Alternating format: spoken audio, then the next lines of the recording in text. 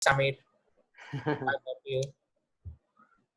Let me first check, how it's going on Facebook, okay, Yeah. and then we'll start.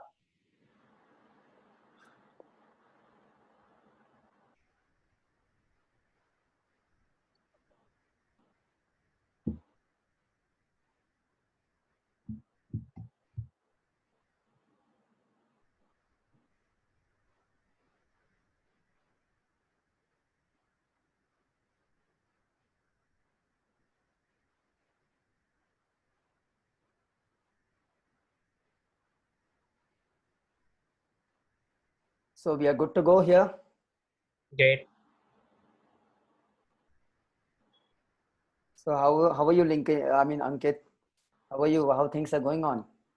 It's going great, Samir. So we all are in lockdown, and that's how whole of the city is in current situation. So how can you say So it's going great? Do not say it's yeah, it's giving heart attack for other people because nobody is liking this, right? yeah. So it's more kind of during first couple of weeks, it was really great. Everyone was Ah, liking it, and then after that, when we realized that yes, we are getting fat, staying at ah, home, so and working day in day out with a lot of video calls, back to back calls. So it's ah. kind of situation. Then we feel like okay, it was great going out. So we were like really happy out there earlier. Yeah, things have actually changed. Right when earlier there was office, and we all know how the Bangalore traffic is. So Yeah. it was not earlier easier for everyone to come to the office all the time, Hmm. and it makes sense. It makes sense that not every time people have to commute so far, but then.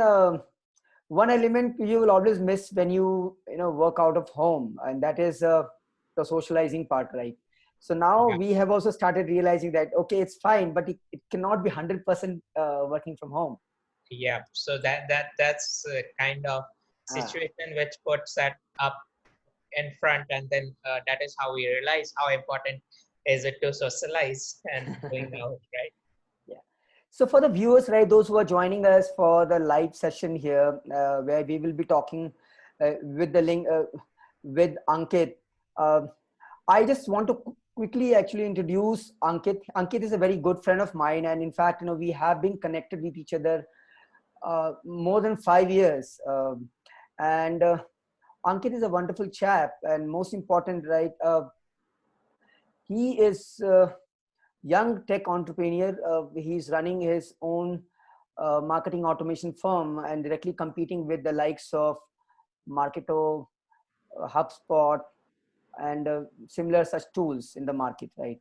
And Ankit has been leading his team for the marketing automation, and most of his clients are mostly from outside India. I think mostly the US market. Ankit, is it? Yeah, so looking into the demographics, we have almost 60% from US, Hmm. Europe around 30%, and then Australia and Southeast Asia. That's how. So in case of India, we are yet to test the ground, and yes, we have started testing the ground from January 2020, and Hmm. we've been exploring how exactly the localized version of automation and what are the marketing and sales activities that is going around uh, Hmm. out here in Indian subcontinent. Yeah, things are actually catching up a lot in India because yes, we see that there is a huge market here, but again, the mindset also need to shift, right? So Yeah, a lot of, and I think this is not even a challenge of just any marketing automation company. In fact, it's a challenge of any SaaS company or any tech yeah, company over here. any Yeah. company. So viewers, right, today in this episode, our fourth episode of Elevate Talks, right, we are going to actually discuss with Ankit how to actually plan effective marketing automation strategies for the better results. Now we all know that how companies have started to realizing the importance of actual digitalization, right? And it's very important for every business to just not think traditionally, rather think more modern way how actually the markets how actually we can tap our customers, right? And this Yeah. is where a lot of things have changed in the modern marketing with the evolution of digital marketing. A lot of things have come up, right? And marketing automation is one thing which has caught up so it has caught up so much attention by everyone, right, in the market, right? So in this series, right, we are going to discuss with Ankit and discuss about how actually his viewpoint based on his experience, right, in terms of planning, or what are the key considerations that we need to look for, while planning for marketing automation strategy. Ankit is the best guy, I believe, because Ankit has been a long time marketer and mostly tech marketer. So he has been the head of marketing earlier with the Skillenza also, and by now I guess Ankit has more than 9 years of experience. He started early in especially and tasted the uh, tasted sentiment of entrepreneurship. So he has been a long time entrepreneur and he's driving his team. And he also consults and helps other startups, especially the tech SaaS startups, to help plan the strategies. And what I like about his strategy and his current company where he's working and driving his leadership team, right, is that there most of the, especially if in case I have to talk about Eretic, where he's working, right, and he's driving the team, the most of the visibility that he has got has mostly not I think not even spending a single dime on marketing advertisement, Ankit. No. So uh, advertisement has been our part of customer journey, but not the Hmm. acquisition. Not enter It has position. never been the part of acquisition. So those who will actually explore his website, that's called Eretic, right? And Ankit also maintains another website, sprout24.com, which covers the whole landscape of marketing technology and marketing operation related topics. Both the website, I mean, the blog of Sprout24 and and the Eretic blog itself, both are actually driving a huge traffic only and only through the content marketing, right, Ankit? Yeah. Yeah. Now, this is something area, right, where this is one area where most of the tech companies do not want to invest time. And I think they have positioned their strategy in completely in a different way, where they in a very early on, right, they realize that what is the importance of content marketing, right? So that we all know that, the educated customers are always the best customers. So Yeah. coming back to the point, Ankit, Mhm. today it's a very complex topic, I know, but at least for those viewers, right, those who are joining and maybe they are not aware of what exactly the marketing automation is, just throw some light and how it is actually different from the normal email marketing, what email marketing tools the companies uses, because many people think that email marketing tool itself is kind of marketing automation. Of course it is, but it is not actually the full blown marketing automation. Yeah. So, how we got started with marketing automation is Hmm. earlier I was working with, very early in my career, I was working with Wipro. Hmm. That is where we started working with uh, Marketo, very early version of Marketo, and getting it Hmm. implemented across couple of very large companies in UK. Hmm. So that is the time where I was leading a team, and then after that I thought of, okay, why not Marketo kind of ecosystem or marketing automation kind of platforms can be Hmm. available for different companies, those who are SMEs or any kind of companies who can implement. Hmm. So when we see goal of marketing, so goal of marketing is more and more about creating great customer experience, and that can convert later down the funnel into customers and then loyal customers. Hmm. So looking at all these goals of the marketing, I started conceptualizing the product ecosystem. That is where we came up with Eretic product platform, and Hmm. then we started building whole of the product from scratch, and then serving the customer from very grassroots level. Hmm. And the different kind of customers we worked with, the more we worked with different geographies and different customers, we came to know everybody has different goal to achieve, with while using marketing automation kind of platform. So when we see when in any company like B2B company or for B2C company, where we are dividing at a very broad scale, all these companies implement marketing automation kind of platforms very different way. Some of them are implementing today just to manage their customer database and then keep them connected with latest information and updates. Some So of you them were are saying managing customer database, that are you talking about managing their CRM or customer relationship management only? no. So it's more about what we have seen. Some of the customers, they are putting up their data on very traditional CRM. That is where they have been using CRM for last a decade. And then after that, today they have decided to roll out certain features or the product or announcement about their services where they want to engage their customers. So what they do, they put up our marketing automation ecosystem on top of their CRM, and that is where they pull in the contacts from CRM, and then they start engaging these contacts. Based on the engagement, then again push them back into the CRM. That is where the sales team starts sales operations and doing sales engagement or any kind of activities inside CRM. Kind of system. So this is one of the use case which we have seen a lot of marketers doing in different industry verticals. Then there are other use cases where we have seen customers using our platform is post acquisition of data. For example, if the customers, they want to build complete of the inbound funnel, they are building complete of the inbound funnel right from awareness stage to closure stage inside whole of the platform. And right from top of the funnel, they are getting the customer, they are nurturing them, they are converting into MQL, and if it's a product company, they convert those leads into PQL, convert and qualify those leads. Then after that, they mostly convert them into either SAL or SQL, depending on their marketing and sales team setup. That is how they keep on flowing all their incoming interactions through different channels like website, like social media, like blogs, or any of the content which they have put up into public domain.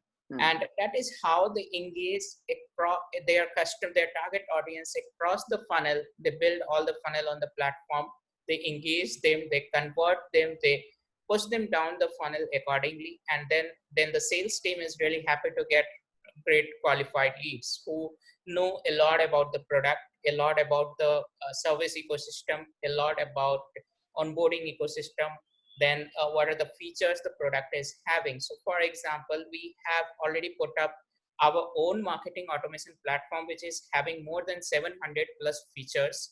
And still our tech team, our engineering team, they work really hard on building all these features, where we will be crossing again in next quarter around 900 plus features on the platform of Veritic.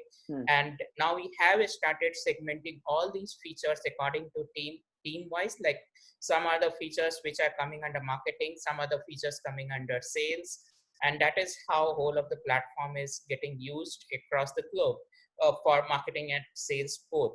Okay. So coming back to actually the previous question was like when you're saying because many people do not know, let's say, because many people are still confused, right? The tools which they are already using.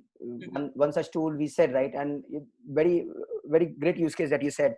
And many people have been traditionally they are managing only their customer data, and they think that they're actually doing marketing automation.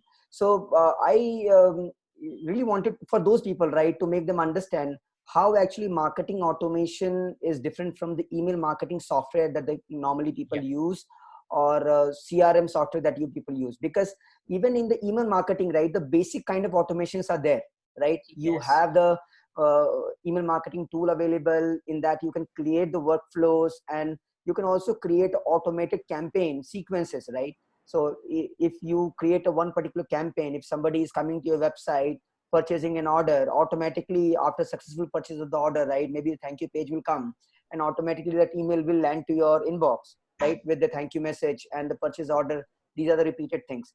People think that, this is also a marketing automation. Why do we need then another marketing automation, right?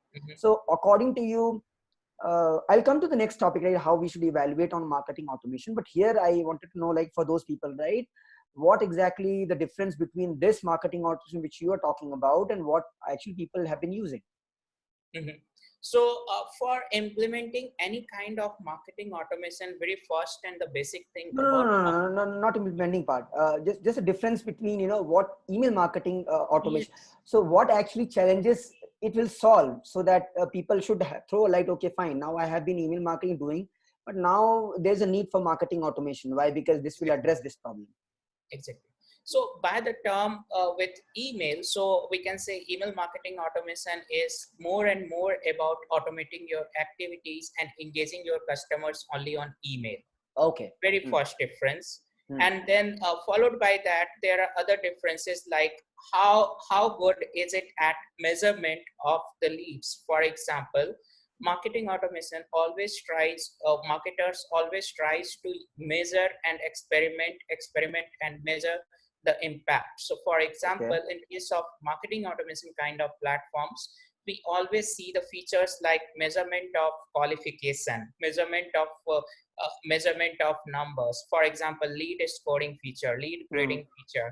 Then you have marketing life cycle stages. Then you So when have, you say lead scoring, meaning a kind of certain value that you give to your leads. yes, all the incoming leads, those who are coming through blog, they get access score. Those who are coming through certain highly qualified pages like pricing page, they get Hmm. Y score. Those who are opening up email again and again, and then they are clicking on certain links, then they get another really good score. And not only the positive score, but also the negative score they get. So, so Negative this score like actually helps, they're, in effectively segmenting any particular lead based on the yeah, scores, right? Okay. exactly. Okay. So Okay.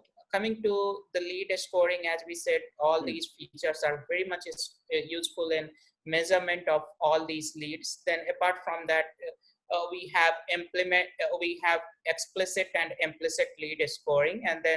and then lead grading is also there. So lead grading, it's whether it's hot, whether it's cold. So any moment based leads, automatically the platform should segment. So these are some of the features that is completely different than email marketing automation, or we can say that email automation. So not only these, as I said, marketers are very good at measurement. So they Hmm. always keep on experimenting and measuring their success. So they always try to measure availability of their leads on different channels. What Hmm. about certain leads? They are also available on push notification. What about certain leads? They are also available on SMS, or are they available as a backup channel on the SMS other than email? So these kind of multi-channel approach, marketers always want to try out on marketing automation kind of platform. So Hmm. this is where we opened up with multi-channel concept, and marketers are really loving these features where they put up all these channels to their use apart from content channel. So, okay, so now tell me one thing, right? Because we know that, we all know that now the customers has been highly demanding right now. Yeah. Uh, yes, with the so many tools available in the market, it is also challenging for the companies as well, right? Hmm.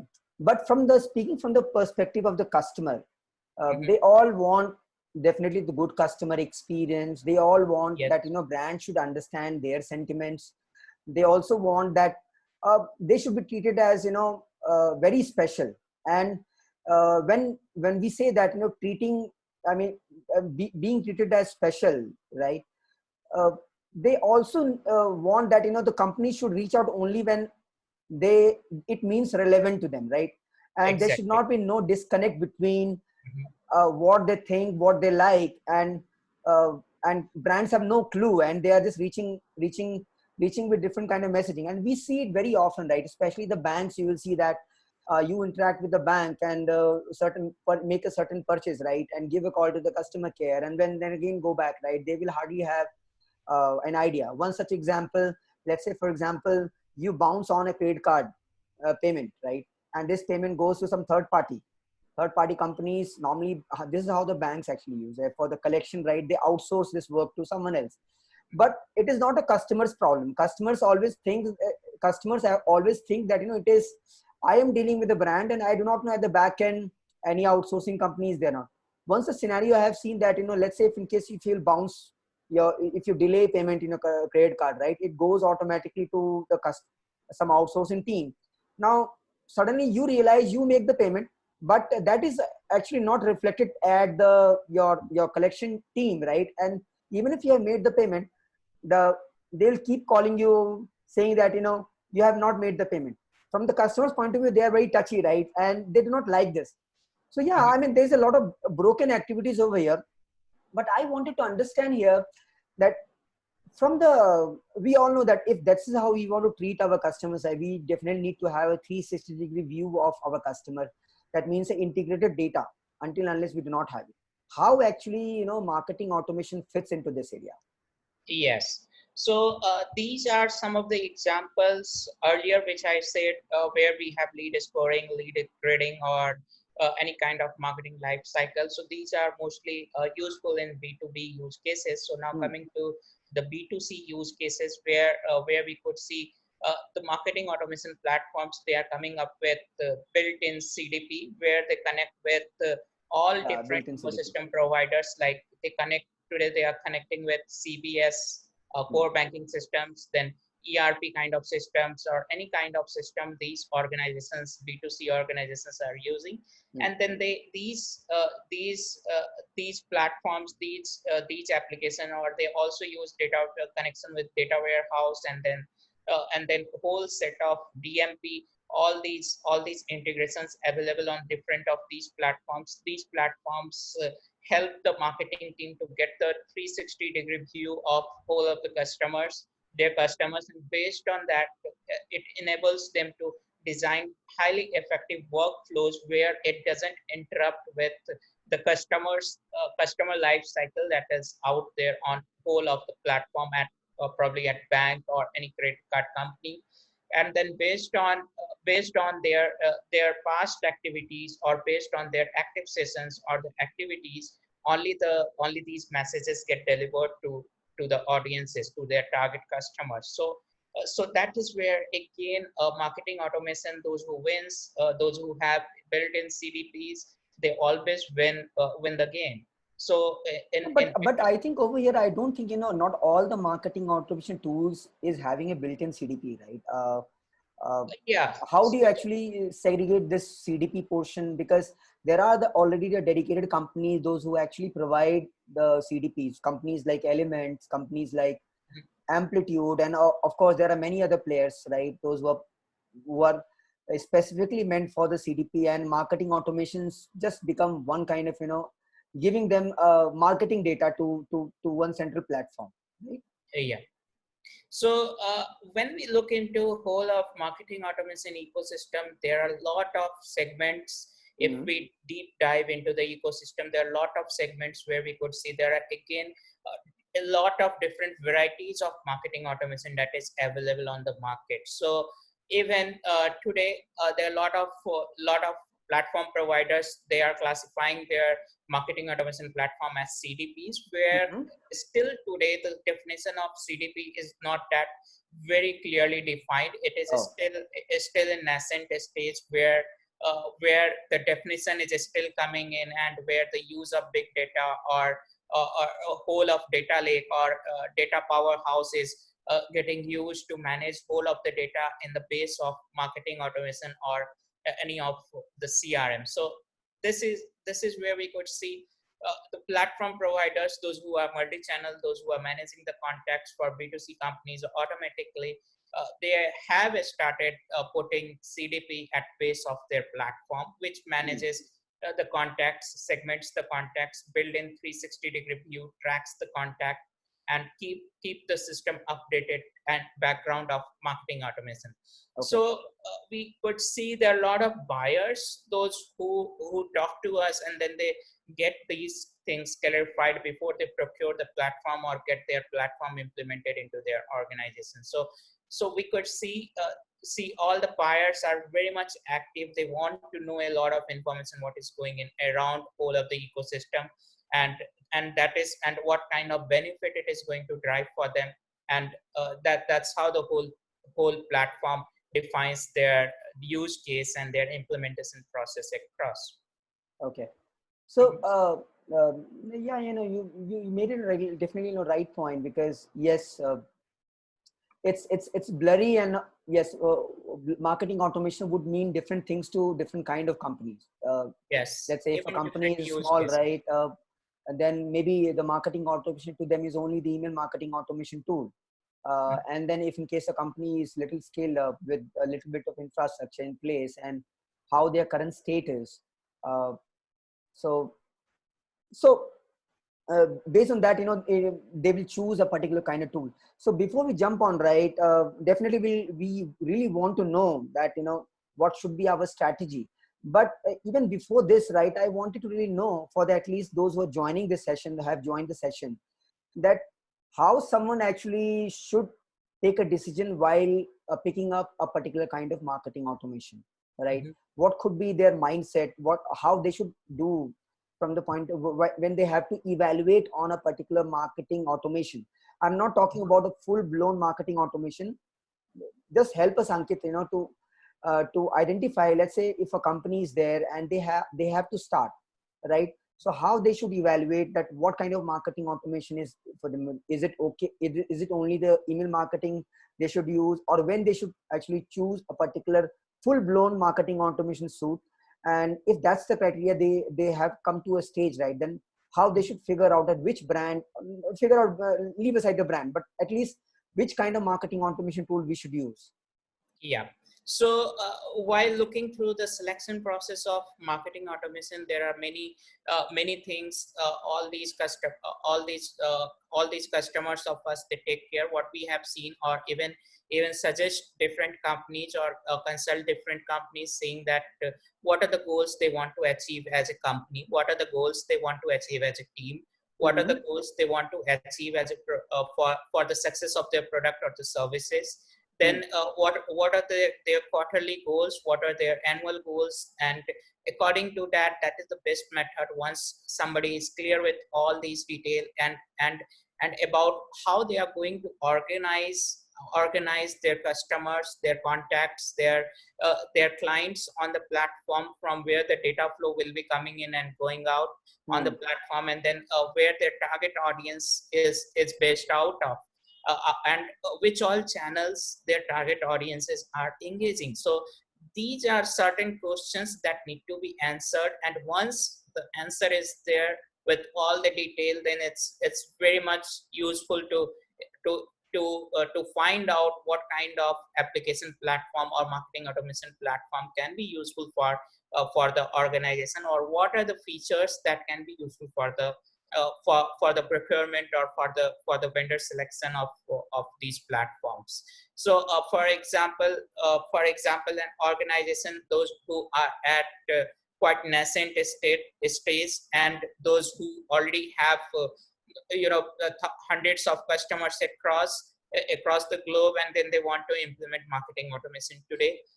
Again again their use case is going to be a little different. Today they might not require full-fledged or full-blown marketing automation platform, but they might go for a very lightweight marketing automation platform, where they can start with a very small team, probably one person or two person, handling the Mm-hmm. whole of the platform and engaging their target audiences.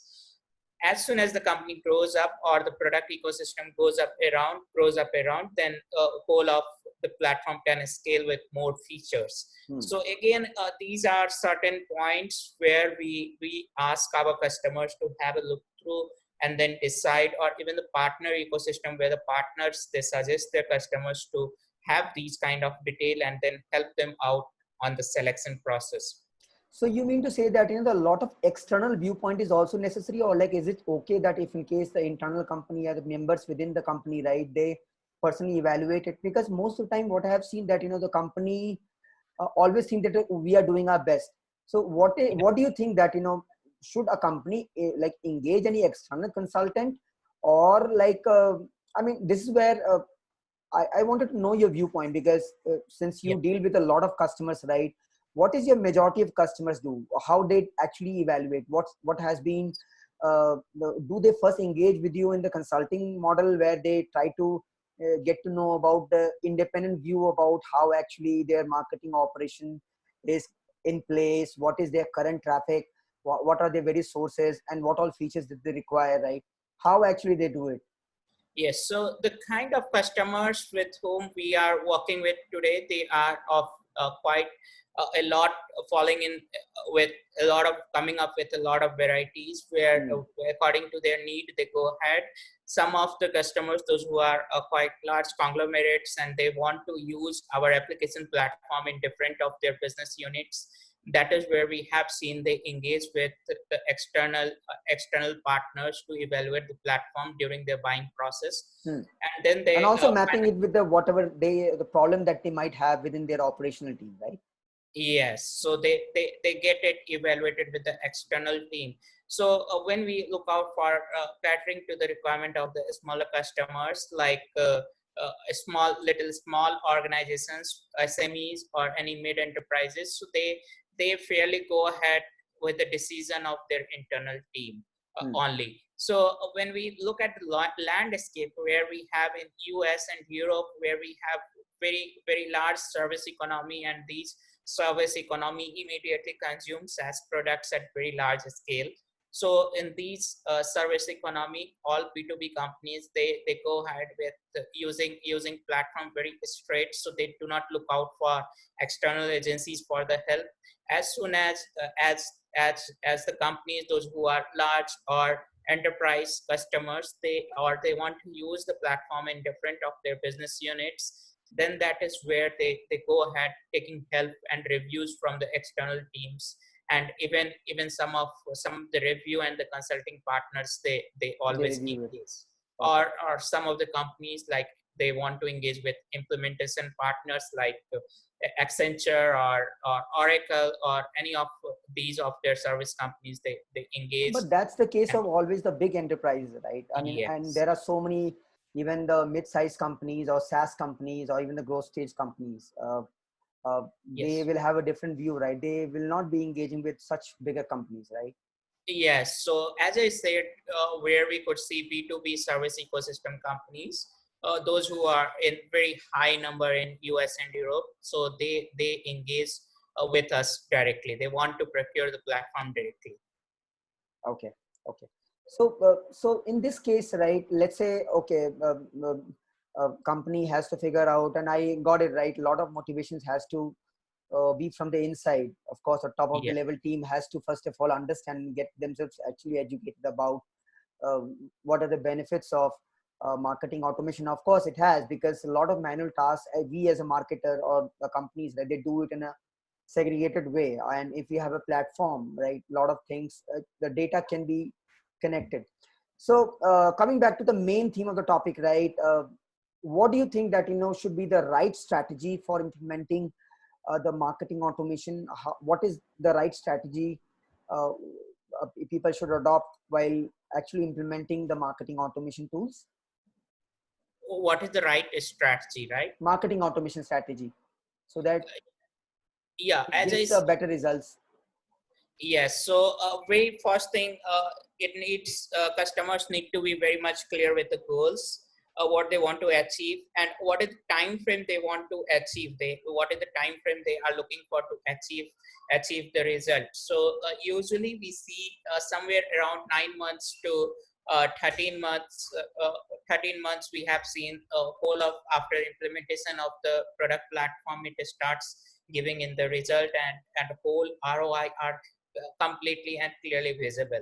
So So when you say the business objective and ROI, when you say, right, there are yes, two things. One is the objectives being cleared from the point of view of actual product or the services that they are selling, right? yeah. uh, and second one is any kind of objective specifically that needs to be achieved from the platform that you're talking about, or like as a whole, what is the what As is a that? whole. So whether it's being procured by a company as a whole, or whether it is being procured by only a team, marketing team, what goal they want to achieve. So they need to be very much clear about before they start implementing it. Because as I said, 9 months to 13 months, that is the usual period they start getting the results. So setting up itself, it takes setting up the platform right. It takes itself probably 3 to 4 weeks, and then after that, training of whole of the team, and then whole of the onboarding, migration, and everything completes within that time frame. So is this the So case with even a smaller company also? Let's say, for example, I mean, small SaaS companies with a 30 to 50 people team. Do you think that for them also the onboarding will take 3 to 4 weeks or close to a month?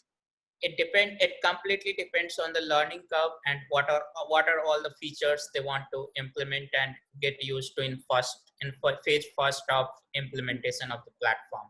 So usually what we have seen, if the company is mature, if the team is mature, or they have used any of a very similar ecosystem out there like Eloqua, Marketo, or any of the smaller products like HubSpot, so they usually look out for the team. If they have experience, then they usually get to start working and getting themselves trained on the platform. So it cuts down time if they have used any of these similar platforms. Okay. Yeah. So what is that? So business objective is definitely the one part. Then what is Yes. next according to you? I mean. And then apart from the business objectives, how they are organizing their marketing activities. So for example, if they are implementing complete of the inbound marketing funnel on the platform. So again, whole of the ROI completely depends on the practices and the measurement, how aggressive they are into content marketing, how they are qualifying their funnel, how they are putting up their different of their content across MQL, across SQL, how they are positioning their content. Content can be anything, like videos, like you have blogs, you have PPTs, you have presentation or PDF files or probably white papers. So all of these, they drive in whole of the performance, and then they decide the ROI of the platform. Okay. So how it is then in that case a different, let's say for example, if in case I have to take an example of two different kind of business sets, right? One is the business which is B2C, let's say e-commerce company mostly, of course they have a lot of challenges. And other segment is the B2B segment. And I will primarily focus on the B2B tech companies because yes, their challenges is also different. And within the B2B also, then we have a different segments, right? B2B SaaS, where the high value is not there, majority I'm talking about, and someone who is mostly catering to the enterprises. According to you, right, you have to start with the e-commerce companies. What should be the strategy?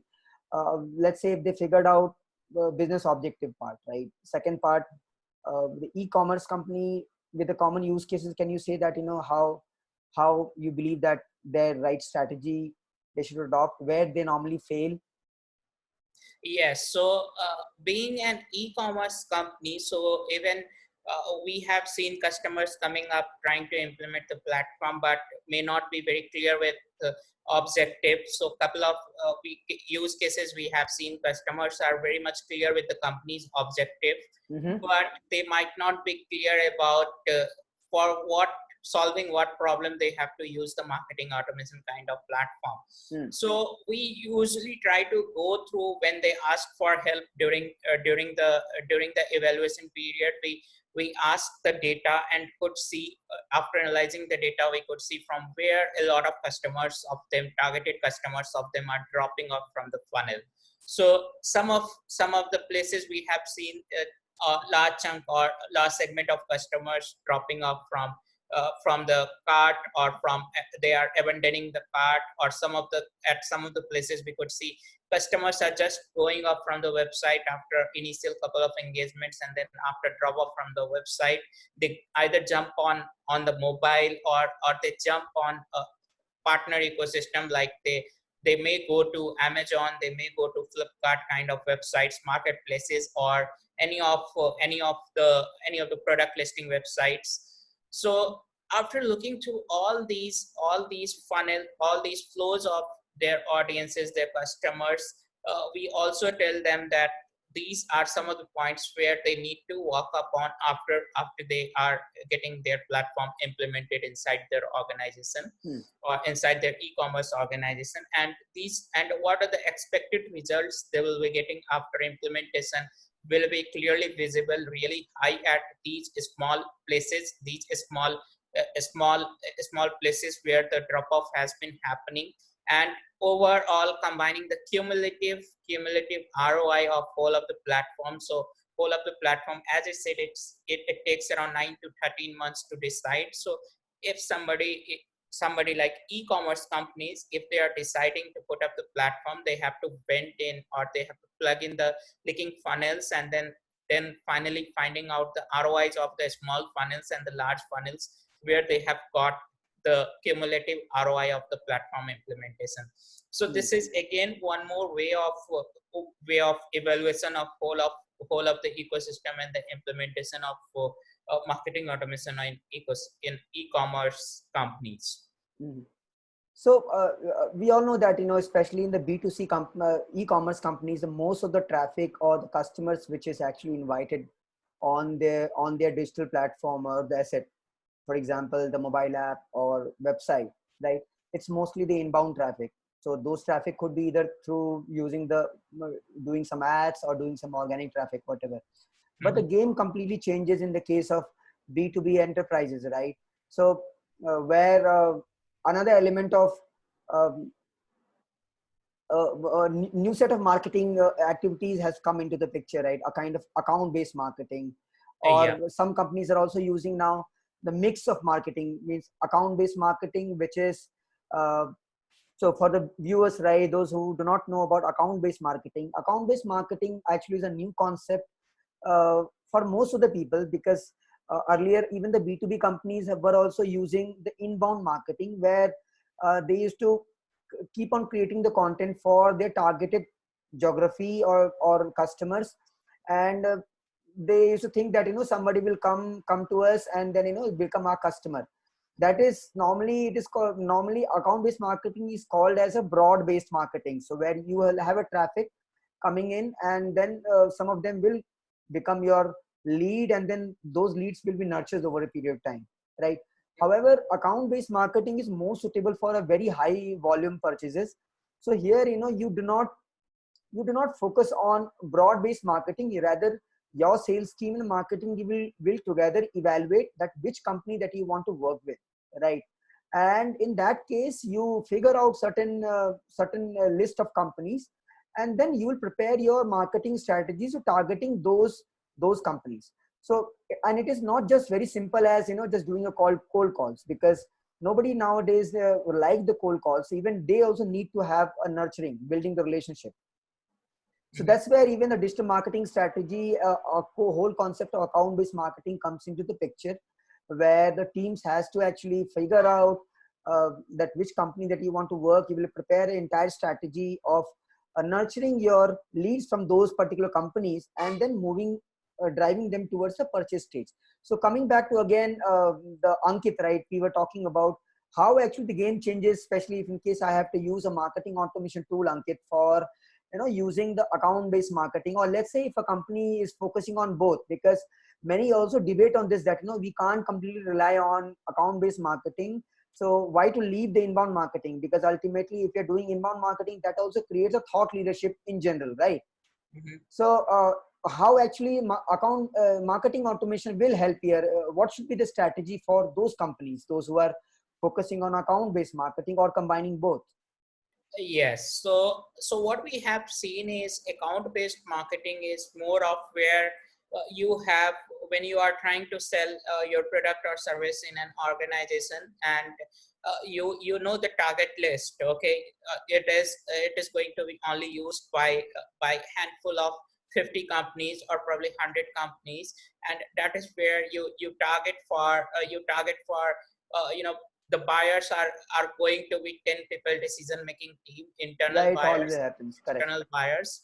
So you have to influence the decision of the whole of the buying process, and then make them aware about whole of the products. So that is where whole of the account based marketing comes into play.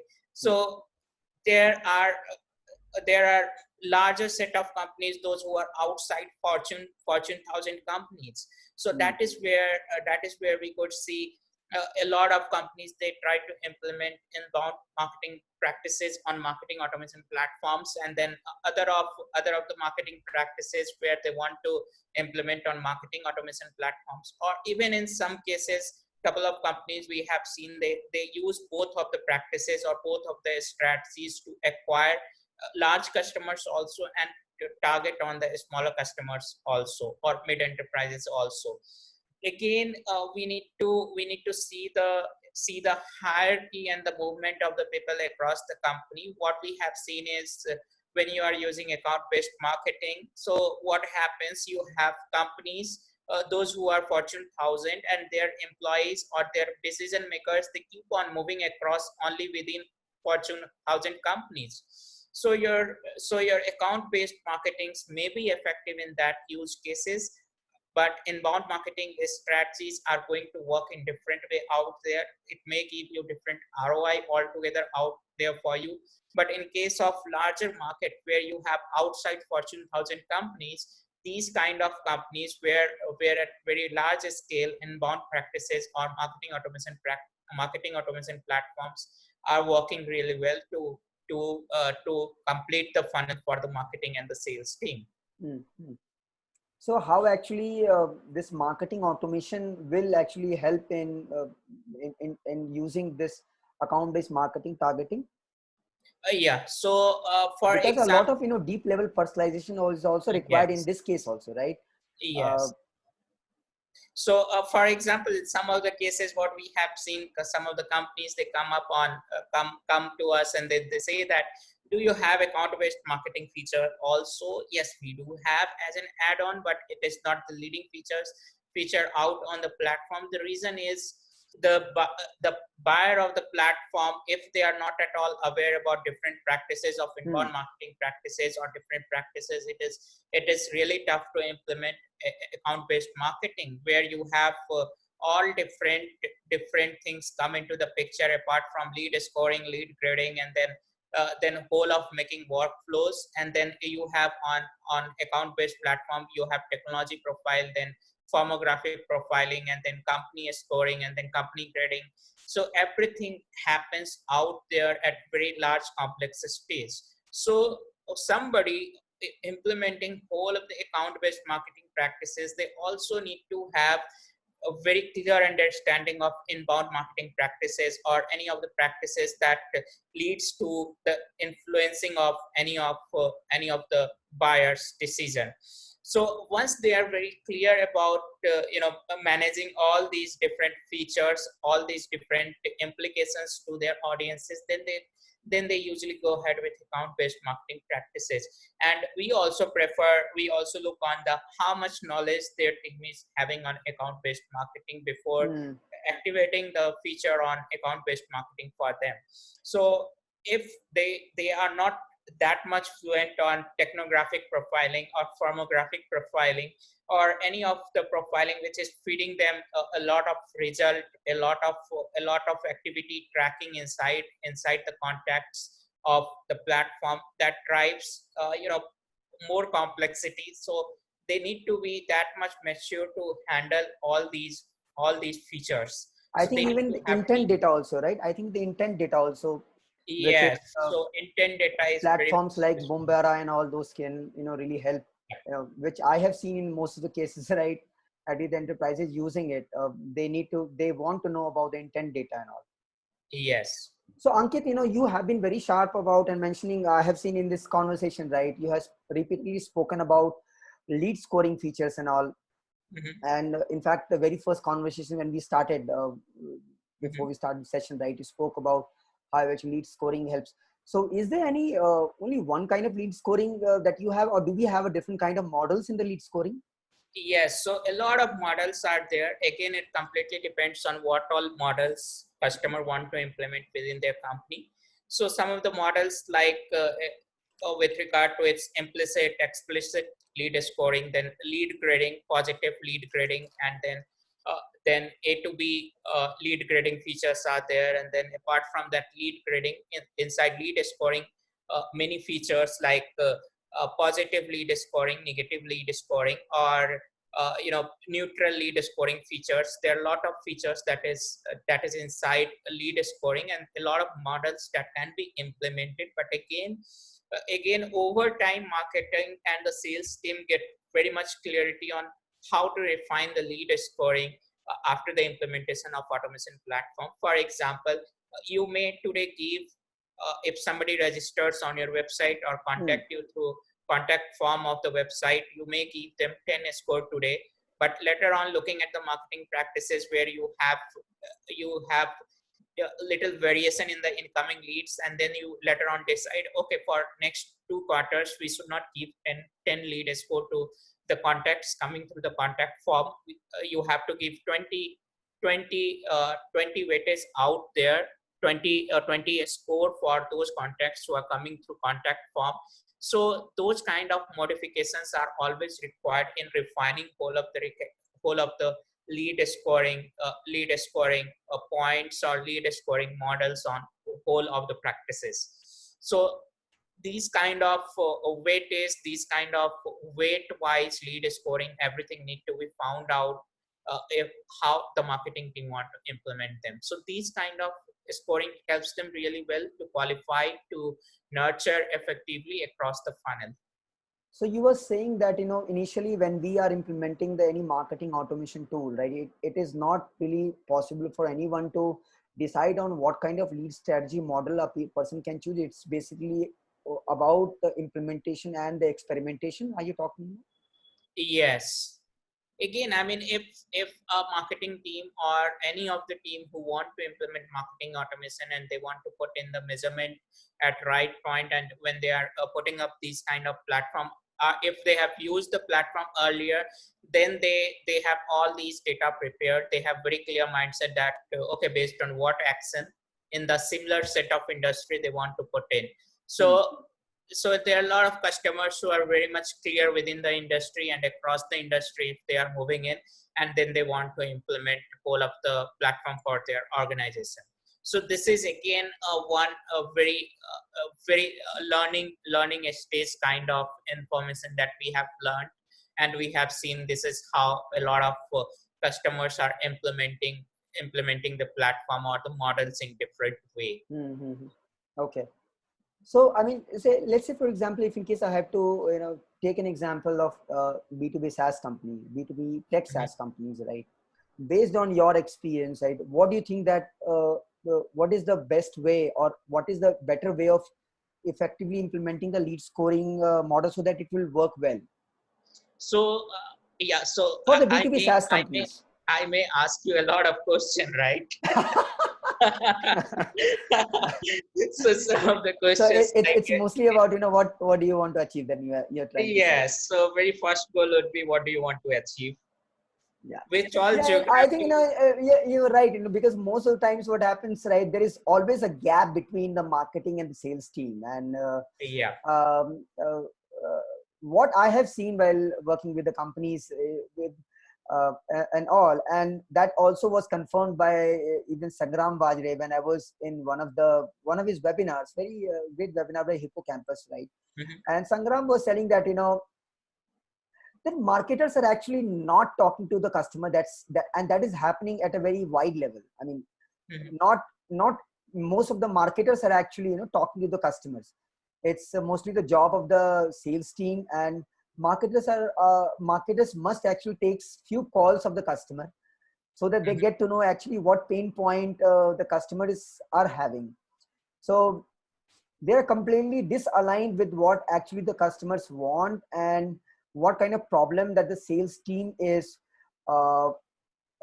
facing. And he was rightly mentioning that, he was very much bullish about the work that the sales team actually do, because I was saying that's a very toughest job, and they are someone who actually see the grunt of the customer, feel the heat of the customer, a lot of rejections, a lot of things. And many times, when we actually start making the strategies, right, we always see through the lens of the marketers, like, okay, this is how my customers would actually behave or want or do something. So there's a lot of gaps. So one such, definitely, I agree that that one such parameters is definitely to actually align our customer sales and marketing team, and then work as a common team to achieve a particular goal. So apart from that, what is your suggestion? Like, what is that? If in case I have to ask you, okay, fine. What are the top 3 or 4 questions people should consider while actually making the lead scoring work effectively? So making the lead scoring work effectively, it's more of, as Sangram has said, it's mostly the difference between the marketing and the sales team. So what makes the difference out here is the communication between these two teams. So end of the day, the goal of a company is to convert the customer and deliver the value to the customer. And then the goal of the marketing should be how close they are with the customer. So that is where the success is driven. If there are differences between these two teams, then there's not a business at all, end of the day, right? So they, both of the teams need to be closer, need to be listening to the customers quite closely. A marketer may not be a good marketer if they are not listening through the bad reviews of the customer coming through, either through support team or through customer success team or through sales team. So marketers, good marketers or great marketers, they always learn and go through all these data, all these information, and then they try to refine their strategies. So for example, I mean, if you will see very recent use cases of measurement and testing, where we could see in this, during the time of pandemic, to control whole of coronavirus thing, it's more of testing, measurement, testing, and that is how the scientists everywhere across, they are innovating the drugs or the vaccine to control and prevent the spread, right? So the same way marketers, great marketers, they always keep on experimenting with new practices, listening to the customers, listening to the reviews, listening to the open market reviews, listening to the silent and passive reviews, or silent and passive feedbacks of the customer. So that is where whole of the strategy keep on refining. So a marketer can't be a person who is not that flexible to change. So if somebody is not flexible, so it drives very bad reputation among the market. So being flexible is the key to whole of the scenario. Okay. That's wonderful. Uh, uh, just I have also seen, a lot of the companies, especially the sellers, many times, there are many tools. In fact, I personally have uh, tried and tested many such small and the bigger marketing automation tools. And in fact, we have also recently become the Adobe Solution Partner Bronze, which I was talking in yesterday's call, Ankit. So according to you, right, how, as part of the strategy, how big the onboarding strategy plays a role for the Yes. marketing automation tool, if a company is, let's say, helping some other company, uh, so to what extent the onboarding strategy plays a role over here? Yes, so onboarding plays great role. For example, I will give you a couple of examples and use cases where we have seen, when I have discussion and weekly calls with customer success and onboarding team, and then the migration team. So they always come up and show that, okay, customers have been asking about this feature, and we are probably certain features which is already there in the platform, but customers have not still found out those features. So you can see one of the example where during the onboarding time, they need to be very much prompt what the customers are asking, what they are looking for. If they are looking for very similar set of features which is already available inside the platform but with different name, or with different use cases, or certain workflows that can be built on the platform, rather than looking for a development of those features. So we have seen all these kind of use cases that comes up during onboarding, where customers always ask a lot of questions on automating their workflows, or integrating the system with many different integration ecosystems. So that is where onboarding, migration, and then training becomes very much, a time taking process. And trust me, this is the core of all of the product company.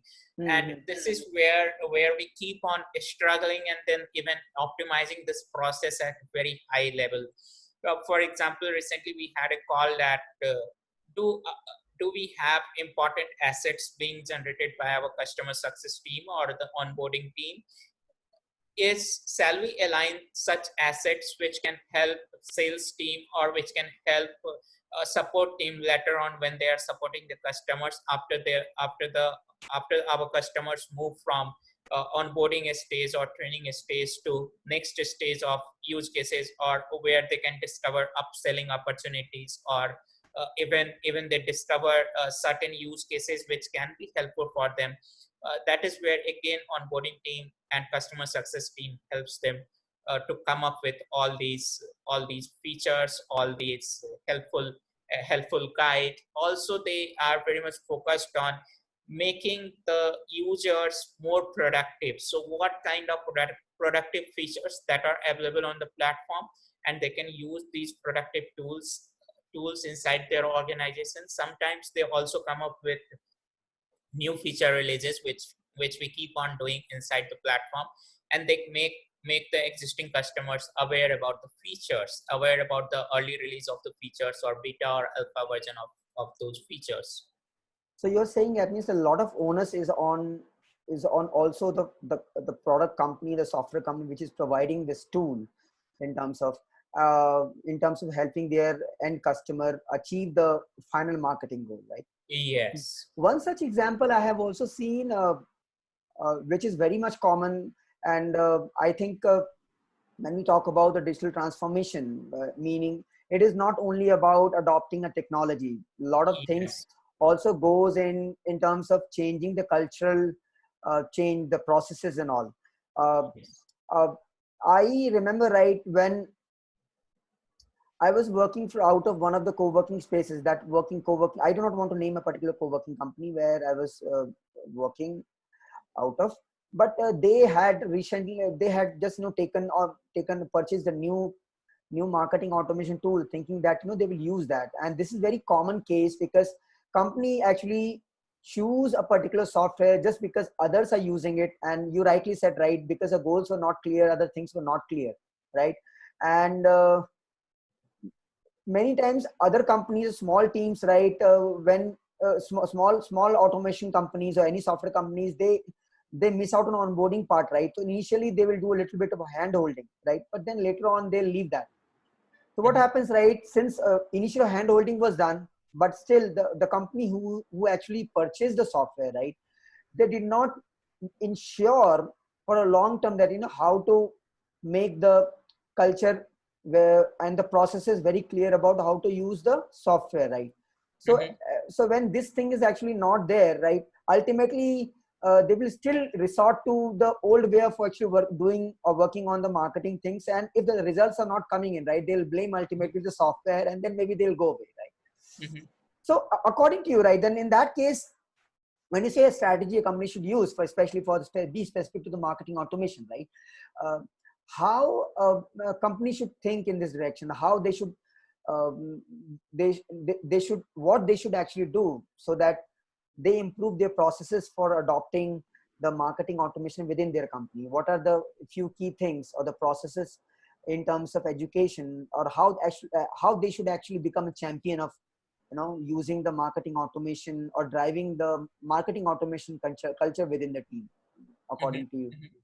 Yep. So a couple of points where we ask our customers what is their vision for 2025, what are their plans for next 1 year, what are their quarterly plans, how do they want to scale up their different of the marketing campaigns, Mm, or how what are the plans they are trying to put up across.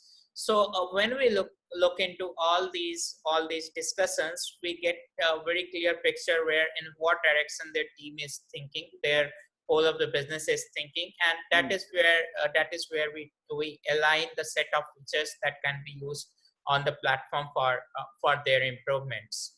So mm. these are some of the points we always have discussion with all the existing customers, those who are looking for a successful implementation of automation platform across their organization. Mm.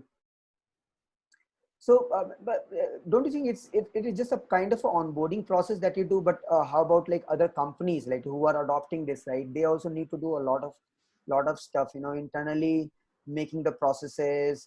Even the leadership team needs to be educated about what should be their expectation, and then they all need to be educated and creating the process, documentation, other things. Mhm.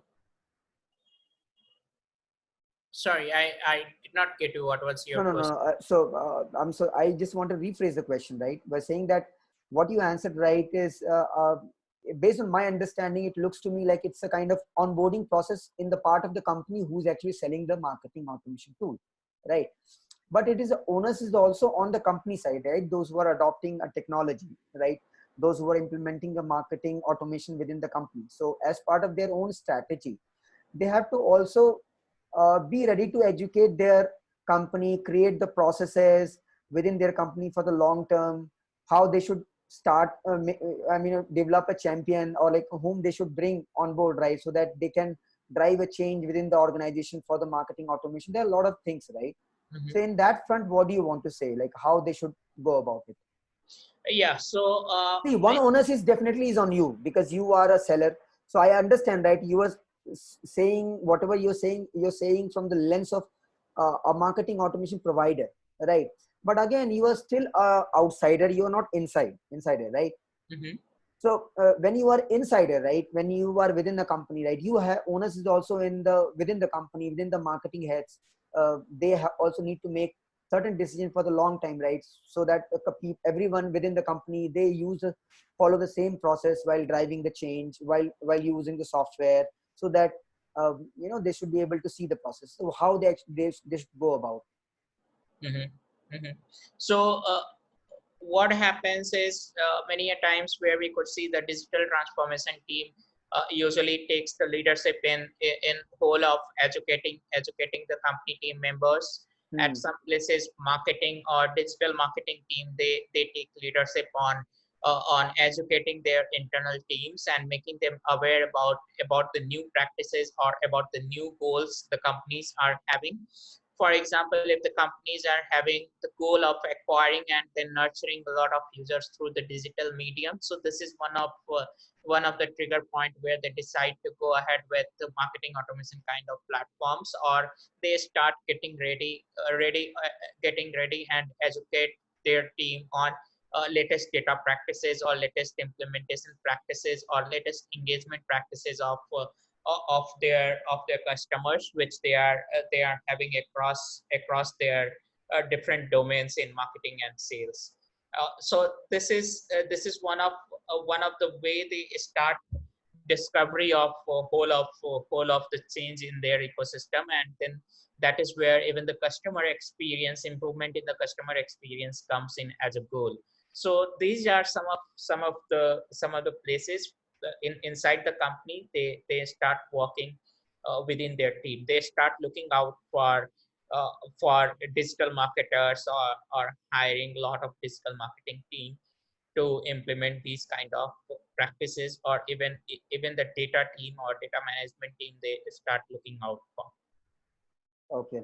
So that means, I think there is a lot of heavy lifting is required from the side of the product team. I mean, those who are selling the marketing automation software, and also like from the company side, those who are planning to do the marketing automation implementation as part of the strategy, Yes, they also need to be, more aware about exactly. listening to the new challenges and understanding, right, what needs to be done. So a kind of growth mindset, and both the companies need to work together in order to achieve this, right? Mhm. Yes. Makes sense. So both of them need to be on the same level. Only then the success is going to be there, right? True. Otherwise, it's going to fall apart. Both of them are going to fall apart down the lane. So Yeah, coming right. back. Yeah, you were right. You were absolutely right, Ankit, because I think, for the growth part, when you're talking about it, definitely needs a different kind of mindset, a growth mindset, right? And it cannot happen in the closed environment, right? Until Yes. unless the kind of partners we are engaging in, the kind of vendors we are bringing in, right? It's not possible that, oh, we can work only from our own lens and see that, that this is how the things will work out. And I think that's the only that is one of the biggest reason most of the companies actually fail, not only the marketing automation, in fact executing any kind of technology project. And I have seen that, from the customer's point of view, right? If you see that customer doesn't care about what technology that we use. So Yes. we cannot start from the lens of thinking that, okay, how we are going to use a technology. Rather, it's always, thinking that how we can finally add a value to the customer's life.